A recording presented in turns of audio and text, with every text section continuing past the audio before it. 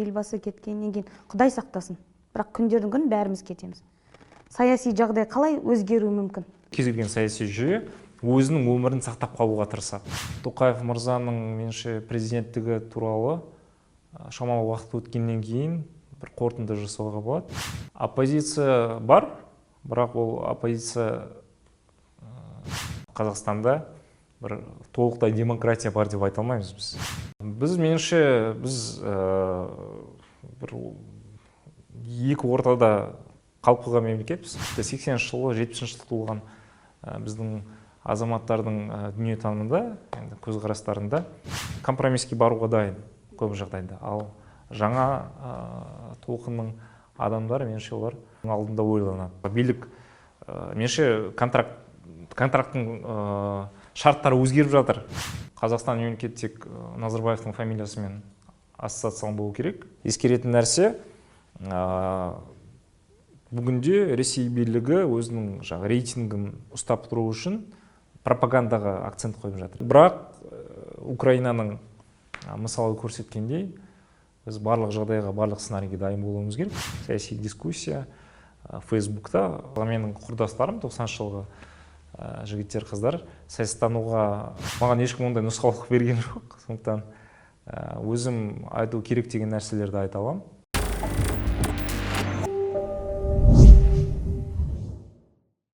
Жұмабек Сарабеков, саясаттанушы, әлемдік экономика бойынша сарапшы. Әр қазақтың саяси сауатты болғанын қалайды. Жұмабек, қош келдіңіз. Біз қанша болды біраз көрмедік, пандемия анау деп. Жалпы біз қазір журналистерді съемкаға да шықпай кеттік. Қазіргі осы екі жылдың ішінде сіздің қызметіңізде қандай өзгерістер бар? Қандай жаңалығыңыз бар?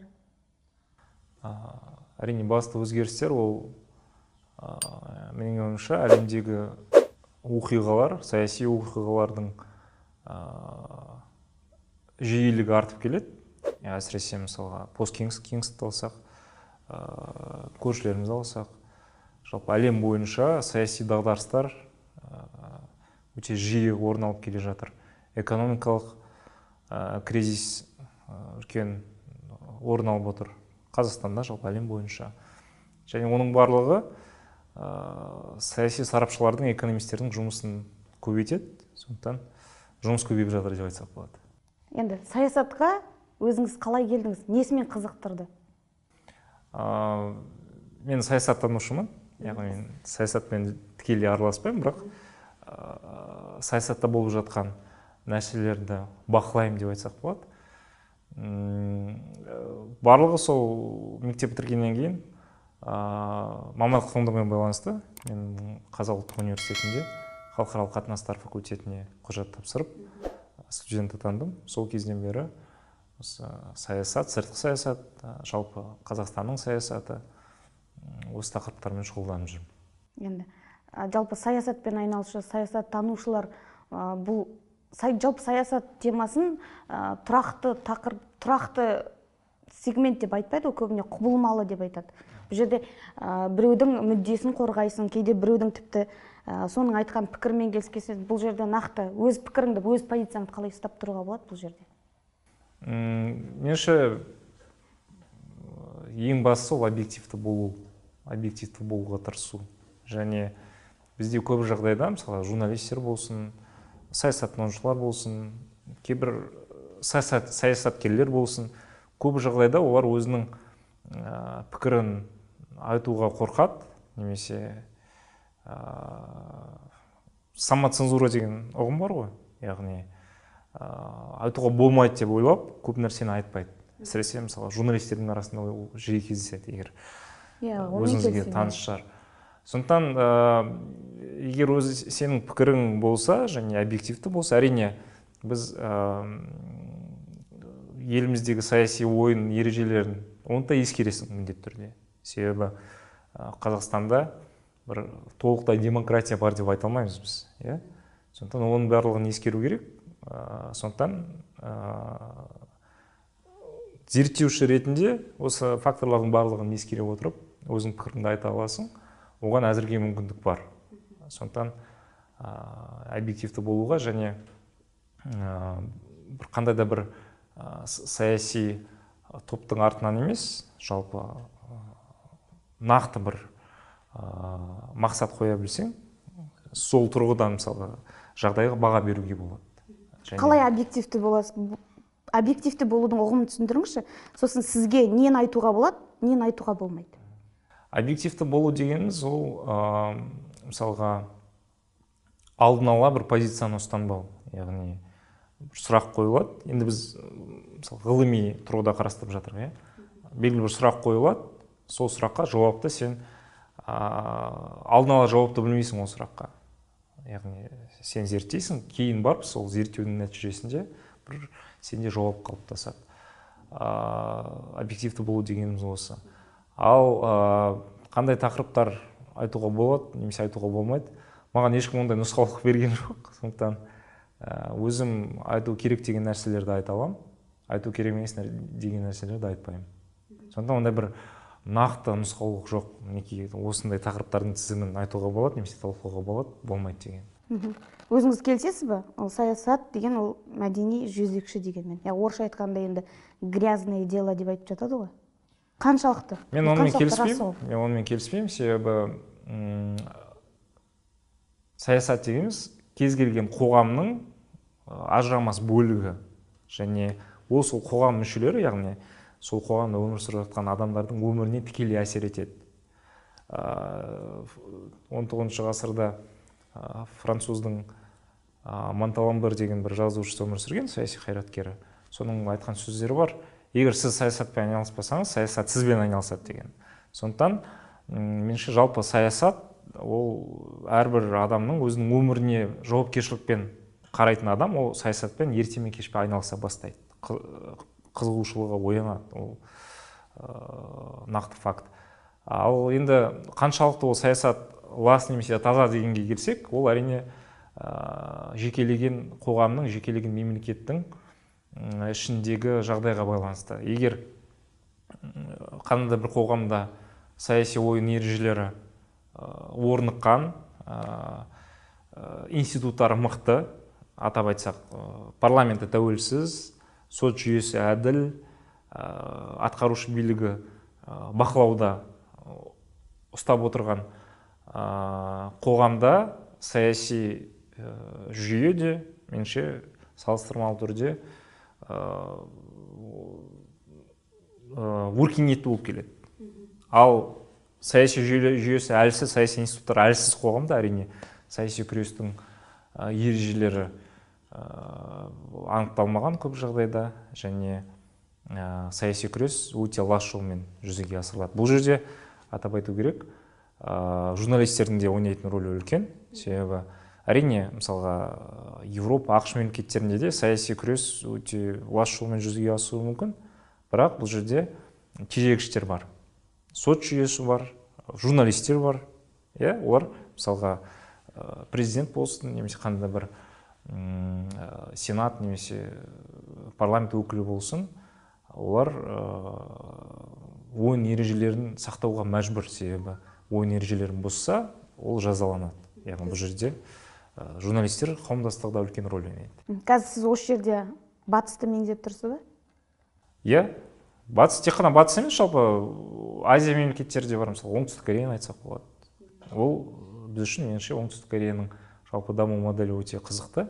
Себебі олар дағдарыстан шығып өркениетті азиялық демократияға айнала білген мемлекет, ұлт, және олар модернмен қатар, яғни заманауи саяси институттармен қатар, олар өздерінің ұлттық болмысын сақтап қалған мемлекет. Меніңше, осы жалпы Жапония, оңтүстік Корея сияқты дамыған мемлекеттердің моделі бізге бір үлгі болу керек. Ал бізде жағдай қандай қазір? Меніңше, біз бір екі ортада қалып қойған мемлекет қоғамыз әзірге. Яғни біз бір жағынан кеңестік дәуірден құтылып, тәуелсіз дамуға бет алған мемлекетпіз, бірақ яғни әлі біз дамушы мемлекет қатарындамыз, бірақ жалпы біз, меніңше, көптеген тақырыптар, бізде көптеген сұрақтар осы ұлттық деңгейде, ұлттық идеология деңгейінде көптеген сұрақтарға әлі жауап жоқ. Және жалпы саяси тұрғыдан алсақ, біз әлі де бір толыққанды кәмелетке жеткен жоқпыз қоғам ретінде. Ал егер Өкінішке орай. сіз келтіріп жатқан мысал Жапониялармен салыстыратын болсақ, біз қанша жылға қалып қалдық? Оны мен қазір баға бере алмаймын, себебі ол үшін тағы да зерттеу керек. Бірақ артта қалып келе жатқанымыз ол айқын нәрсе. Қазір сіз көп жастармен өзіңіз шәкірт тәрбиелеп келе жатсыз ба қазір? Жоқ, мен ұстаздық қызметпен әлі айналысып жатқан жоқпын. Бірақ жастармен сөйлесесіз, иә? Мен де өзім жаспын негізі. Өзіңізден салыстырмалы түрде. Мысалы, Z буындар дейміз ғой, солардың түсінігімен осы кеңес дәуірін көріп жүрген әлі бар ғой, сондай кісілер. Біздің әлі сол кезеңде тұрмыз. Былай айтқанда, салыстырған кезде саясатқа деген көзқарастар қандай екен? Мүлдем екі түрлі ма? Жоқ, әлде бәрібір ұқсастық бар ма? Әрине, айырмашылықтар бар, және олар өте үлкен.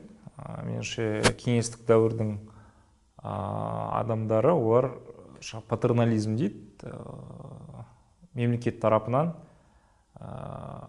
мемлекетке үміт артып қалған адамдар.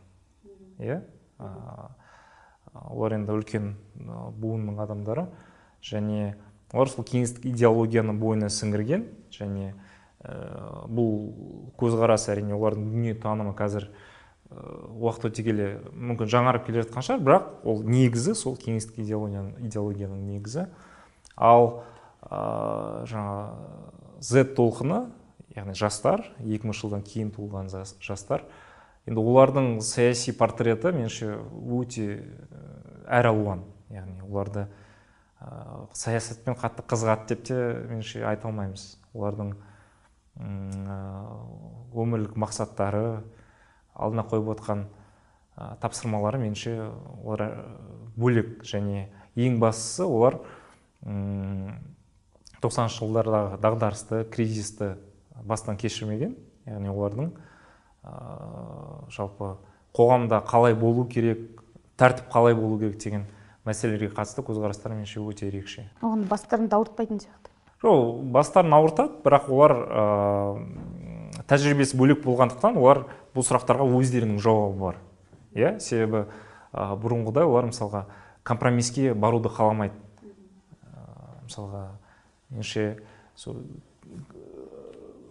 кеңестік адамдардың тіпті 80-ші жылы, 70-ші жылы туылған біздің азаматтардың дүниетанымында, көзқарастарында компромиске баруға дайын көп жағдайда. Ал жаңа толқынның адамдары, меніңше олар алдында ойланады, бару керек пе, керек емес пе. Бір қазақтардың бір ерекшелігі бар бізде. Бәріміз саясатты білмесек те, бәріміз білетіндей айтамыз, көбіміз. Мысалы, таксиге отыра қалсаң, кез келген, қазір тіпті ел арасында да сөз бар ғой, саясатты білгің келе ме, таксистпен әңгімелес деген сияқты.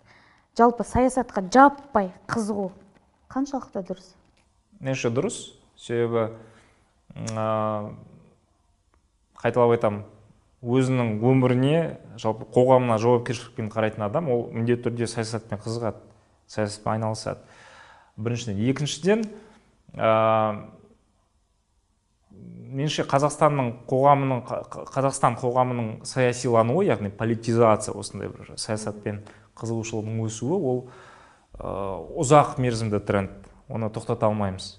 Себебі осы соңғы жылдарға дейін бізде қоғамдық келісім, немесе билік пен азаматтардың арасында контракт қалай еді? Мысалы, билік, меніңше контракттың шарттары өзгеріп жатыр. Бұрын, мысалы, азаматтар саясатқа араласпай, өзімен өзі, билік өзімен өзі, яғни мұнайдан келіп түскен ақшаны билік азаматтардың арасына, яғни дивидендтерді, рентаны, мұнайдан келіп түскен рентаны азаматтардың арасында бөліп беріп отырды. Яғни 2000 жылдардың басынан бері, 2010 жылдарға дейін қоғамдық келісім осындай форматта еді. Яғни сендер саясатқа араласпайсыңдар, бірақ біз сендерге уақытылы ақшаны беріп отырамыз. Себебі экономика жақсы өсім көрсетіп келді. Қазір бұл контракттың шарттары өзгеріп жатыр. Яғни ақша азайды, яғни тиісінше азаматтардың тарапынан да билікке деген сұрақтар көбейіп жатыр. Яғни бұл сұрақтардың көбісі бір көңіл толмаушылықпен байланысты. Сондықтан бұл алдағы егер жағдайды болжайтын болсақ, меніңше бұл бір өте ұзақ мерзімді тенденция, яғни азаматтардың саясатқа араласуы, саясатпен қызығуы, жалпы әртүрлі көңіл күйлердің дамуы, меніңше бұл тежеуге болмайтын процесс. Сондықтан азаматтардың бұл саясатпен қызығушылығы, меніңше ол объективті процесс. Бірақ қызығушылық бір мәселе, екінші мәселе ол сол саясат туралы білімді, саясат туралы ақпаратты қолдана білу. Яғни бұл саяси сауаттылық мәселесі. Себебі бізде көп жағдайда саясат туралы әңгімелер сол ас үйдің шеңберінде немесе таксидегі әңгімелер деңгейінде қалып қояды, ал одан кейін мысалға сайлау кезінде немесе қандай бір партияның қызметіне араласу немесе жалпы қоғамдық белсенділік деңгейіне әрі қарай өтпей қалады көп жағдайда. Меніңше сол, яғни сол білімді, саясат туралы ақпаратты іс жүзінде қолдана білу, осы жағын күшейту керек. Сол кезде бізде саяси сауаттылықтың деңгейі де артады. Ал үкімет кетсін дейтіндерге пікіріңіз қандай? Әрбір азаматтың өз пікірі, және бұл жерде аргументтерін тыңдау керек. Кез келген адамның егер аргументі болса, жүйелі аргументі болса, аргументін тыңдау керек. Мүмкін шынымен де кету керек. Енді үкімет демекші, қазір білесіз ғой, соңғы уақытта аз да болсын ауыс-түйіс болды. Үкімет құрамынан бір министр кетсе де, ауыл шаруашылығын. Жалпы үкіметтің осындай ауыс-түйістері саяси тұрғыдан алып қарағанда қаншалықты өзгеріп отыру керек? Әлде бұл оған кезеңдерге қатысты емес пе? Онда бір қатып қалған рецепт жоқ. Яғни ол әрбір саяси жүйенің ішкі жағдайына байланысты. Егер көп жағдайда, мысалы, егер үкімет өзінің мойнына артылған тапсырмаларды шешуге шамасы жетпей жатса, үкімет кетеді. Ол енді бұл жерде бір жаңалық ашып керек емес. Ал бұл жерде егер мен сізді саясаттанушы емес, жалпы қарапайым Қазақстанның бір азаматы ретінде сұрасам, үкіметке көңіліңіз тола ма? Көңілім толмайды. Меніңше көп әлеуметтік мәселелер бойынша үкіметтің шамасы жетпей жатыр мәселелерді шешу бойынша. Әрине бұл жерде корона кризис те бар, өзінің рөлін ойнап жатыр, бірақ жалпы үкіметтің жұмысын, меніңше жұмысының тиімділігін әрі қарай арттыру керек. Және бұл жерде қалай арттыру керек, ол енді саяси басшылықтың құзыретіндегі нәрсе. Себебі әртүрлі жолдар бар, мысалға, үкіметті таратып жіберіп, жаңа үкімет жинап аласыз, мысалға, бірақ нәтиже өзгермеуі мүмкін. Немесе сіз осы үкіметтің ішіндегі өзгерістер енгізіп, мысалы, акценттерді өзгертіп, мемлекеттік саясаттағы басқалай да жұмыс жасауға болады. Сондықтан бұл жерде енді саяси басшылықтың құзыретіндегі нәрсе. Мен енді бақылаушы ретінде шешім қабылданғаннан кейін ол шешімге өзімнің бағамды беруге тырысамын. Енді бізге Қазақстанның тәуелсіздік алғанына 30 жыл толды. Осы 30 жылдың ішінде, егер саясаттанушы ретінде қарайтын болсақ, сіздің көзқарасыңызша біз қандай жетістіктерге жеттік? Біз әлемдік аренада мынау Қазақстан деп танитындай, шын танитындай жағдайға жеттік пе? Жалпы жеттік деп ойлаймын. Және ең бірінші қол жеткізген жетістігіміз ол шекараларымызды анықтап алдық. Мысалы, соңғы оқиғалар Тәжікстан мен Қырғызстан арасындағы кикілжің, немесе жалпы әлем бойынша қарап отырсақ, мемлекеттің егемендігінің ең басты белгілерінің бірі ол шекаралары. Біз бұл мәселені шешіп алдық, және бұл әрі қарай дамуымыз үшін өте бір маңызды жағдай, яғни маңызды факт. Біз өзінің шекарамызды анықтап алдық, және бұл шекараларымыз халықаралық деңгейде мойындалған, Біріккен ұлттар ұйымы деңгейінде мойындалған. Біріншіден, екіншіден, экономикалық тұрғыда біз дағдарыстан, яғни 90-шы жылғы дағдарыстан шығып, экономикамызға бір серпін бере алдық. Бірақ қазір екінші бір дағдарысқа келе жатырмыз. Бірақ 90-шы жылдары меніңше осы қолда бар мүмкіндіктерді пайдаланып, мұнай саласын дамыта алды сол кездегі билік, және сол арқылы Қазақстан мысалы көптеген инвестиция тарта алды өзінің экономикасына, 300 миллиардтан астам инвестиция, және бұл көрсеткіш бойынша біз көршілерімізден бірталай озып кеттік. Қазіргі таңда мысалға Қазақстанның ішкі жалпы өнімі дейді, ол жалпы экономиканың ауқымы, біздің экономикамыздың ауқымы 170 миллиард доллар шамасында. Мысалы біз көршілерімізбен салыстырсақ, Өзбекстанмен салыстырсақ, Өзбекстанда қателеспесем 60 миллиард жетер-жетпес. Тәжікстан мен Қырғызстанда да 8-10 миллиардтың айналасында. Түркменстанда да сәл көптеу, бірақ жалпы көршілерімізбен салыстырғанда бізде экономикамыздың ауқымын өсіре алдық, бірақ ол өсудің формуласы қазір ол өзектілігін жоғалтып келе жатыр. Яғни әрі қарай біз осы тек мұнайға негізделген экономика негізінде әрі қарай дами алмаймыз. Өйткені мұнайдың бағасы төмендеп келеді. Одан бөлек жалпы экономикалық драйверлер дейді ғой, солар өзі өшіп жатыр. Яғни бізге экономикалық өсімнің жаңа формуласы керек. Біз мысалы ауыл шаруашылығын дамытамыз деп айтып келе жатырмыз, бірақ әлі күнге дейін бір ауыз толтырып айтарлықтай жетістікті мен айта алмаймыз. Оның үстіне биылғы қуаңшылық жалпы ауыл шаруашылық секторында кризис көрсеткендей көптеген мәселелер әлі шешімін таппай келе жатыр. Сондықтан бұлай жүріп өткен жолымызды қарасақ, 30 жыл ішінде біраз нәрсе жасалған, және оны сақтап қалуға тиіспіз. Себебі осы жетістіктердің барлығын бір күнде жоққа шығаруға болады. Бірақ сол әрине жүріп өткен жолды біз толықтай тек оң баға беруге болмайды. Жіберген қателіктер де бар. Ол біздің реформаларға қатысты әсіресе саяси болсын, экономикалық болсын. Бірақ сол legacy дейді ғой, сол бізде мұраға қалған жүктен меніңше жақсы нәрсесін сақтап қалуымыз керек, ал керек емес заттардан арылып, әрі қарай жолымызды жалғастыруымыз керек. Қазақстан деген мемлекет ретінде. Енді егер мысалы мен өзім көзқарасыммен қарасам, шетелге шықсаң, бізді көбіне Қазақстан деп танымайды, бізді көбіне Назарбаев деп таниды. Бұл қаншалықты дұрыс? Бір тұлғамен бір мемлекетті тану. Қаншалықты дұрыс? Меніңше Қазақстан мемлекеті тек Назарбаевтың фамилиясымен ассоциацияланған болу керек. Оның үстіне енді бұл біздің имиджмейкерлердің бір қателік па, солардың бір жұмысының нәтижесі деп ойлаймын.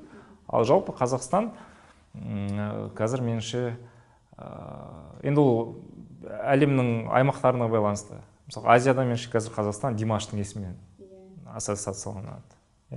Немесе мысалы Америка үшін Қазақстан деген ол Геннадий Головкин. Сол сияқты енді бренд амбассадорлар дейді ғой, олар барынша көп болу керек, және қазақстандық азаматтар, сыртта жүрген қазақстандық азаматтарға алғыс айтуымыз керек. Олар мысалы Головкин болсын, Димаш болсын, басқа да біздің жұлдыздарымыз болсын, жүрген жерінде Қазақстанды жарнамалап жүреді, жақсы жағынан. Меніңше ол оны құптарлық нәрсе. Жаңа жер тақырыбын қозғап қалдық қой, соған қатысты. Енді өзіңіз білесіз ғой, былтырдан бері тіпті осы жылдың басында қатты бұл біраз ауқымын алды. Бұл тақырып Ресейдің бізге жерге қатысты өзінің претензияларын қоюы. Бұл жерде олар неге, оның артында не жатыр деп ойлайсыз? Мысалы, кейбіреулер айтады, ол астыртын Кремльдің жасап отырған әрекеті деп айтады. Кремль айтты, біздің оған тым қатысымыз жоқ. Ол бір біздің депутаттардың айтқан сандырағы деді. Олар оны айту үшін деді, ол кісілер жай адамдар емес, олар Думаның депутаттары, кәдімгі білдей. Дегенмен олар өз аузымен лақ етіп айта салмайды бұндай әңгіме. Дұрыс па? Бұл қаншалықты, бұл жерде енді сұрағым былай болатын шығар, саяси тұрғыдан бұл қаншалықты дұрыс? Көрші еліңге сен осындай өзіңнің астыртын болсаң да қаһарыңды көрсету. Құралай, сіздің біраз сұрақтарыңыз дұрыс немесе бұрыс деген немен қойылып жатыр. Әрине бұл дұрыс емес. Себебі Ресей үшін, шын айту керек, қазір көршілерінің арасында Қазақстаннан басқа бір ірі көршісі қалмады, яғни тұрақты дамып келе жатқан. Сыйлайтын дейсіз ғой? Жоқ, мәселе бұл жерде Қазақстан мысалы экономикалық тұрғыдан Ресейге тәуелді емес. Біз өзіміздің күнімізді өзіміз сүріп келе жатқан мемлекетпіз. Біз сыртқы саясатта да мысалға көп векторлы саясатпен осындай Ресеймен де қарым-қатынас дамытып келе жатырмыз. ақш-пен де әріптес болуға тырысудамыз. Қытаймен де біз өте жақын серіктеспіз. Және меніңше Ресей әлі өзінің одақтастарын бағалап үйрене алмай келе жатыр. Себебі егер осындай мәлімдемелер арқылы олар Қазақстан мен Ресейдің арасындағы осы күнге дейін қалыптасқан достықты жоятын болса, ол Ресей саясаткерлерінің ақымақтығы. Себебі қайталап айтам, Ресей үшін Қазақстан сияқты серіктес табу бүгінгі таңда өте қиын. Беларусияны алсақ, Беларусия бүгінде Ресей үшін бір кедей туысқандар болады ғой. Сұраншақ туысқаны. Яғни өзінің ішінде тұрақсыз, ырың-жырың семьясы. Сол сияқты Беларусия, мысалы, Кремль үшін ол бір үлкен бас ауыру. Арменияда, мысалға, Ресей үшін бір салмақты әріптес деп айта алмаймыз. Себебі Арменияда экономикалық тұрғыдан, әскери тұрғыдан Ресей донор болып отырған мемлекет. Орталық Азияда, мысалға, Қырғызстан мен Тәжікстанда, Қазақстанмен салыстырғанда, олар Ресейге тәуелді мемлекеттер, салыстырмалы түрде. Экономикалық жағдайынан болсын, тұрғыдан болсын. Түркменстан ол бейтарап. Ол мысалға жалпы ешкіммен аса қатты бір қарым-қатынасқа түскісі келмейді. Өзбекстан айтсақ, Өзбекстанда мысалға Ресейдің өзін тартыншақтап ұстайды. Ол да мысалға Ресей үшін бір стратегиялық әріптес ретінде Кремль мысалға қарастыра алмайды. Сондықтан Кремль меніңше Қазақстанды бағалай білуі керек. Себебі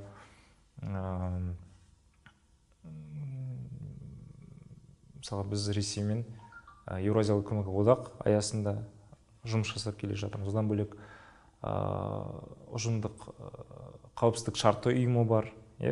Одан бөлек Ресей мысалы бізде Байқоңырды жалға алып отыр. Осының бәрін ескере келіп, меніңше ол Ресей саясаткерлерінің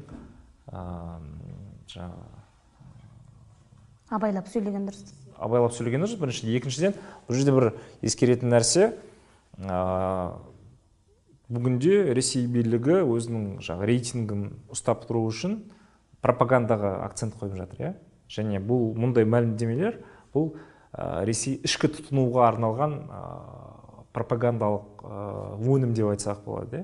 Сондықтан бұндай ескерген жөн, бірақ Украинаның мысалы көрсеткендей, біз барлық жағдайға, барлық сценарийге дайын болуымыз керек, және өзіміздің қарулы күштерімізді, жалпы егемендігімізді әрі қарай күшейтуіміз керек. Себебі орыстан досың болса, айбалтаң жаныңда болсын деген мақал бар ғой.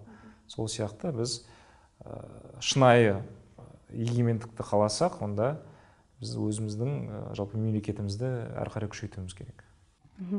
Енді қазір сұрағым кішкене орынсыздау болуы мүмкін, бірақ сұрайын.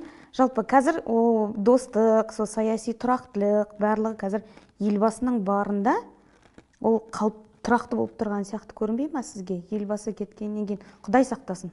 Бірақ күндердің күні бәріміз кетеміз. Саяси жағдай қалай өзгеруі мүмкін? Көршілермен болсын, бір прогноз бар ма сондай алға жасалатын бір? Меніңше біздің саяси жүйеміздің тұрақтылық қоры дейді ғой, запас прочности.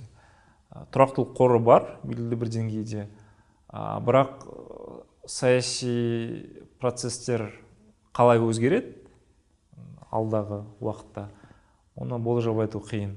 Бірақ лезде дем арасында жаппай тұрақсыздық орын алып немесе бір азамат соғыс басталып кететіндей, меніңше ондай сценарийдің ықтималдылығы төмен. Себебі ойыншылардың барлығы, жалпы егер саяси жүйе, кез келген саяси жүйе өзінің өмірін сақтап қалуға тырысады. Саяси жүйенің бірінші ережесі, яғни олар саяси жүйе өзінің өмірін әрі қарай жалғастыруға ұмтылады. Себебі өзгерістен қорқа ма? Жоқ, себебі жүйе сақталып қалу үшін ол өзгерістерге икемделе білу керек. Қазақстанның саяси жүйесі де осы заңдылыққа бағынады. Себебі кез келген ойыншы қазір, ішкі саяси ойыншы, егер осы жылдар ішінде жинаған позицияларын, қаржылық активтерін сақтап қалғысы келсе, олар отырып келісуге мәжбүр. Бір үстел басына жиналып, әрі қарай қалай болатындығы туралы бір компромиске келуге мүдделі.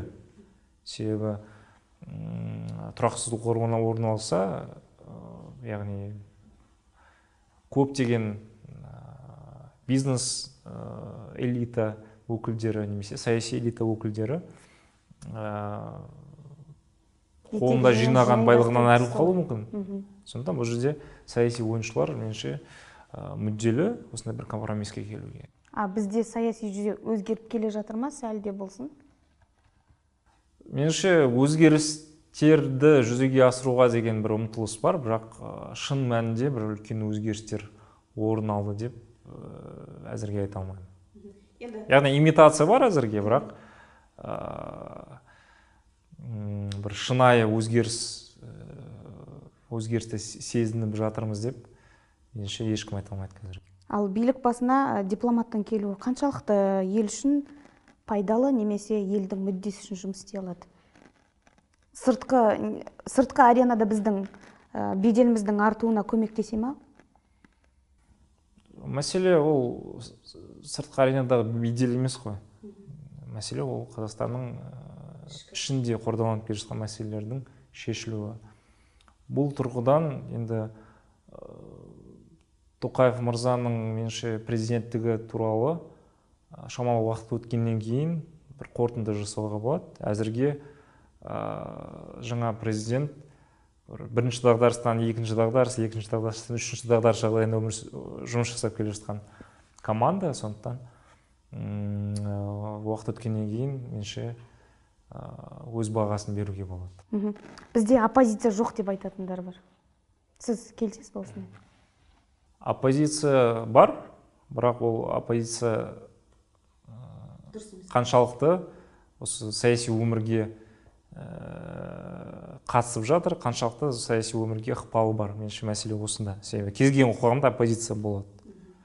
Қазірге Қазақстандағы оппозиция менің бір байқағаным, олар бір бытыраңқы, яғни ешбір оппозиция лидері, өзінің лидермін деп жариялайтын азамат ешкім мойындамайды.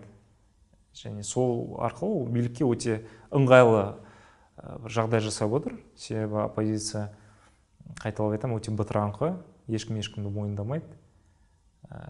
Және көптеген мысалға мәлімдемелер, қадамдар, олар жекелеген қоғамдық қозғалыстар деңгейінде қалып қояды, немесе қандай мәлімдемелер болады. Шағын ұйым ретінде қалады. Иә, ал бірікпейінше оппозиция күшке айнала алмайды. Себебі мемлекеттің қолында осындай бытыраңқы оппозицияны шектеуге ресурстар өте көп. Енді көрші Ресейдегі өзінің былтырғы жағдайдың өзі, мысалы Навальныйдың қозғалыстары, сіз толықтан бақылаған шығарсыз ол оқиғаны, иә? Мысалы Навальныйдың әрекетіне қызыққандар да болды бізде. Навальный сияқты бізден бір адам шықпады ғой деген. Біз сырттан Навальный сияқты, ол жалпы Навальный ол проект па? Қалай ойлайсыз? Проект деген қандай мағына? Батыстың проектісі деп айтады. Меніңше жалпы бізде бір айта кететін нәрсе, көп жағдайда біздің қазақстандық журналистер сол ресейлік пропагандистік журналист сымақтардың риторикасын өзіне қабылдап алады. Яғни бізде мысалға Украинадағы жағдай бойынша немесе Белоруссиядағы дағдарыс бойынша сол ресейлік интерпретацияны сол күйінде бере салады бізде өзінің оқырмандар. Меніңше ол дұрыс емес. Навальныйды да батыстың проектісі деген ол ресейлік пропаганданың тезисі. Меніңше оны... Сіз олай есептемейсіз? Меніңше мен нақты Навальныйдың кімнің проектісі екенін толыққанды айта алмаймын. Бірақ оның тек батыстың проектісі, ол жаңағы батыстық мемлекеттердің тікелей қолдауымен жұмыс жасап отырған оппозиционер деп айта алмаймын, себебі Ресейдің ішінде де Навальныйдың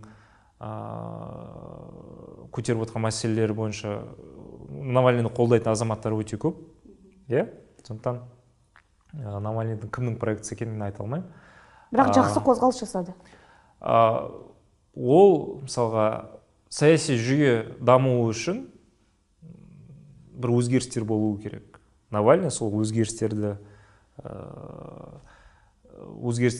жол ашып отырған бір саясаткер. Әрине бүгінде ол абақтыда, бірақ Навальныйдың өзі абақтыда болғанмен оның ісі жалғасуда.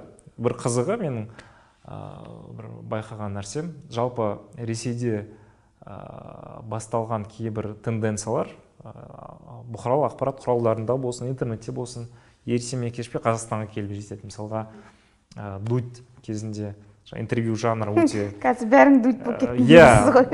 Немесе мысалға Ресейде бірнеше жыл бұрын стендап жанры жақсы дамып келе жатыр. Бізде де қазір соған бір ұмтылыс бар. Навальныйда мысалға Навальныйдың журналистік зерттеулері өте қызық, өте сапалы деңгейде жасалған. Бізде де қазір мысалға кейбір журналистер немесе саясаткерлер осы Навальныйдың стилінде журналистік зерттеулер жүргізуге тырысуда. Әрине... Дворец Путина сияқты ма? Иә, сапа тұрғысынан Навальныйға жетті деп айта алмаймыз, бірақ бір оң бастама, меніңше журналистік зерттеуді осындай бір қызық форматта өзінің оқырманына ұсына білу, меніңше бұл әрі қарай дами беретін сияқты. Сондықтан Навальныйды біз жіті бақылап отырмыз, оның айналасында не болып жатыр. Меніңше бұл Ресей үшін бір үлкен саяси феномен. Енді осы Навальныйдың оқиғасын көріп отырып, мен бақылап отырып, бір терминге жолықтым. Бұл саяси педофилизм деген. Мен оны нақты толыққанды түсіне алмадым, бірақ сіз маған түсіндіріп бересіз бе, бұл не саяси педофилизм деген? Сондай термин бар ма өзі? Ондай термин жоқ. Бұл қалыптасқан термин ба? Ондай термин жоқ. Қайталап айтам, бұл ресейлік пропагандистік машинаның өнімі, оны тұтыну керек емес. Саяси теорияда ондай ұғым жоқ. Енді ондай орныққан термин жоқ, саяси педофилия немесе педофилизм деген. Ал егер саясатқа балаларды тарту, балаларды пайдалану құралы ретінде? Біріншіден, мысалы, Навальныйдың қозғалысын жақтайтын азаматтардың көбісі, басым бөлігі, олар балалар емес. Олар 30 жастан асқан орта тап өкілдері деп айтсақ болады. Сондықтан бұл, қайталап айтам, ресейлік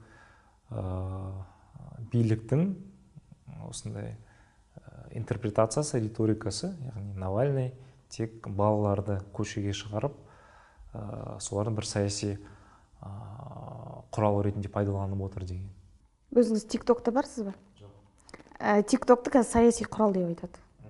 Ол қаншалықты дұрыс болуы мүмкін, әлеуметтік желі қаншалықты саяси құрал болуы? Меніңше TikTok'та саясаттан гөрі, яғни ойын-сауық контент өте танымал, яғни ол жерде бір байсалды түрде саясат туралы айту, әңгіме айту өте қиын. Енді мен TikTok'та емеспін, бірақ байқағаным, мысалға Facebook'та бізде саяси дискуссиялар Facebook'тың аясында жүретін болса, Instagram, TikTok сияқты олар көбінесе бір ойын-сауық контенті, яғни әдемі сурет салу, немесе бір күлкілі видео салу. Меніңше қазақстандық сегментте әзірге Instagram мен TikTok ойын-сауыққа арналған, ал саяси дискуссия Facebook'та Сондықтан тиктокты әзірге Қазақстанның жағдайында бір саяси құрал ретінде бағалай алмаймыз. Ал Фейсбуктегі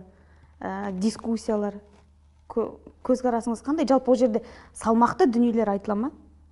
Иә, біраз авторлар бар.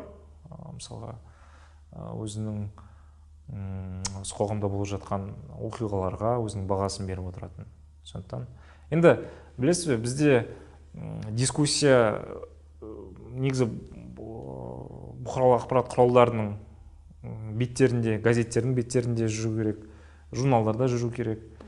Бірақ бізде шектелген ғой ол сфера. Сіз журналист ретінде енді білетін шығарсыз, бізде кейбір тақырыптарды телевидениеде айта алмайсыз. Өйткені бізде бақтағы мемлекеттің үлесі өте жоғары, және негізгі ақша төлеп отырған ол мемлекет журналистерге. Сондықтан бұндай дискуссия енді айтылмаған сөз ретінде бір жерде талқылану керек қой. Бұндай дискуссия көбінесе бізде Фейсбукқа көшіп кетеді. Сондықтан бүгінде Фейсбук бір саяси талқылаулар үшін құралға айналып кетті. Ал шын мәнінде Фейсбук ол тек жеке өміріңе қатысты нәрсе ғой. Мысалы, мен көптеген шетелдік достарым бар Фейсбукта, олар Фейсбук парақшаларында саясат туралы жазбайды. Олар көбінесе отбасы туралы, немесе достарымен бір суреттерін салады. Ал бізде Фейсбук бір саяси алаңға айналып кеткен. Себебі дискуссия басқа жерде жүре алмайды, сондықтан Фейсбук парақшасында. Өзіңіз медийный тұлға болып қашан қалыптаса бастадыңыз? Мен өзімді медийный тұлға деп айта алмаймын. Сіз өзіңіз айтпаған, мен журналистер айтады. Біз көп хабарласамыз. Бір қызығы мәселе неде? Мәселе ол қазақша сөйлейтін спикерлер өте аз. Неге? Саясат тақырыбында. Саясат қана емес, барлық тақырыпта. Мен тек саясат туралы айта аламын. Неге? Меніңше саясаттануға, жалпы бұл мамандықты қалайтын адамдар көп емес, және әсіресе ол жастардың арасында қазір өзін политолог ретінде көріп отырған адамдар көп емес. Және бір айта кететін нәрсе, бізде 70 жылғы азаматтар бар осы саясаттануда жүрген. 80 жылғы азаматтар бар. Одан кейін бір үзіліс бар. Мысалы, менің құрдастарым 90 жылғы жігіттер, қыздар саясаттануға өте аз саясаттанумен айналысып жүрген, профессионалдық деңгейде айналып жүрген азаматтар өте аз. Меніңше ол сол менің замандастарымның мысалы кезінде юрист болу өте модный болды, кейін банкир болу, экономист болу, яғни қазір жалпы саясаттану ең бір өте қатты танымал мамандық деп айта алмаймын. Сондықтан меніңше спикерлер аз. Жалпы бізде өкінішке орай интеллектуалдық тусовка дейді ғой, интеллектуалдардың, әсіресе қазақ тілді интеллектуалдардың саны өкінішке орай аздау. Оны көбейту керек. Себебі осындай бір толыққанды қоғамдық дискуссия қалыптасу үшін интеллектуалдар көп болу керек. Және қазақ тілінде сапалы контент жаза білетін адамдар көп болу керек. Және оны оқитын да адамдар болу керек қазақ тілінде. Сонда ғана біз алға жылжимыз, және жалпы қоғамдық дискуссияның деңгейі де артады. Енді журналистер мазаңызды ала ма? Көп жағдайда ұнайтын сұрақ, ұнамайтын сұрақ дейді. Қояйыншы, бола ма? Ең күлкілісі, кейбір журналистер хабарласады, мысалы бір жаңалық айтады, және оған өзіне керекті интерпретацияны айтып береді. Осы мәселені мақтап айтып бере аласыз ба деп. Меніңше ол профессионалдық этика деген болу керек әрбір азаматта. Яғни сіз спикерге алдын ала дайын жауапты маған айтып беріңіз деген, меніңше ол дұрыс емес. Сондықтан сіздің коллегаларыңызға алтын сырға олай звондамаңыздар. Мен еткен жоқпын ғой. Сіз айтпесеңіз де сіздің әріптестеріңіз бар. Енді біз жаңа 30 жыл деп айттық қой Қазақстанға, сол ішкі идеологияға оралайықшы. Ішкі идеологияда қандай біз саясаттарды дұрыс жүргізе алып жатырмыз? Мысалы, менің ойымша, оңтүстіктен солтүстікке көшіру саясаты, қазақиландыру саясаты өте дұрыс саясаттардың бірі. Осы сияқты қандай бізде тағы да дұрыс жасалып жатқан жұмыстар бар, және біз кем-кетігіміз де бар. Мен дұрыс емес, маңызды бағыттарды айта кетейін. Ұлттық маңыздылығы бар. Ол біздің қазақ мемлекеттілігінің тарихы туралы. Яғни біз мемлекет ретінде, ұлт ретінде кеше ғана қалыптасқан жоқпыз. Біз түп тамырымыз сол Алтын Ордадан басталады. Меніңше осы ұлттық тарихты дұрыс жеткізе білу, яғни біздің ата-бабаларымыз осы Қазақстанның аумағын атам заманнан бері өмір сүріп келе жатқандығын меніңше жеткізе білу керек. Яғни біз ұлт ретінде кеше ғана пайда болған жоқпыз. Біріншіден, екіншіден, сіз егер байқасаңыз, қазір қазақ тіліне деген сұраныс артып келеді. Тіпті жақында бір статистика көрдім. Қазақ тілінде шығарылатын өнімдер YouTube'та, олардың қаралымы әлдеқайда жоғары, мысалы орыс тілді контентпен салыстырғанда. Енді қазақстандық сегмент алып қарасақ, яғни қазақ тіліне бұрын, мысалы кеңестік дәуір аяқталғаннан кейін 90-шы жылдары қазақ тіліне бір үлкен қауіп төніп тұрған болса, қазір ол қауіп сейілді. Әрине, тілдің дамуы бір өзінің бір мәресіне жетті деп айта алмаймыз. Бұл жерде де өте үлкен проблемалар бар. Тілді қолдану аясы, қазақ тілін қолдану деңгейі әлі жұмыстарға жалғастыру керек. Бірақ меніңше басты қауіп, яғни қазақ тілінің сақталып қалатындығы, қалмайтындығы, ол қауіп жоқ қазірге. Және біз бұл бағытта қозғалып келеміз. Тағы бір идеологиялық тұрғыда ұлттық деңгейде маңыздылығы бар нәрсе, ол біздің сыртқы саясаттағы егемендігімізді сақтап қалуымыз керек. Яғни біз көп жағдайда мысалы қазақстандық билікті ресейлік мысалы пропагандисттер жақтырмайды. Себебі біздің өзіміздің пікіріміз бар. Мысалы біз Қырымды ресми түрде мойындаған жоқпыз. Оңтүстік Осетия мен Абхазияны біз мойындаған жоқпыз. Ресейге қарсы енгізілген санкцияларды біз оған қосылған жоқпыз. Бұл тұрғыдан мысалға кейбір ресейлік билік өкілдері сол үшін Қазақстанды жақтырмайды. Бізді мысалға батыс мемлекеттері де аса қатты жақтыра бермейді. Себебі біз Ресеймен де доспыз, Қытаймен де доспыз. Мысалы біздің ең ірі сауда серіктестеріміз Ресей мен Қытай. Бізді мысалы Қытай билігі де аса қатты жақтыра бермейді. Бірақ біз барлығымен бір уақытта дос болуға тырысып отырмыз, бірақ барлығымен де біз белгілі бір ара қашықтық сақтап отырмыз. Яғни біз меніңше көп векторлы саясат осы Қазақстан сияқты мемлекеттің жағдайында бірден бір ең оңтайлы шешім. Себебі сол көп векторлы саясаттың арқасында біз өзіміздің саяси, экономикалық егемендігімізді сақтай аламыз.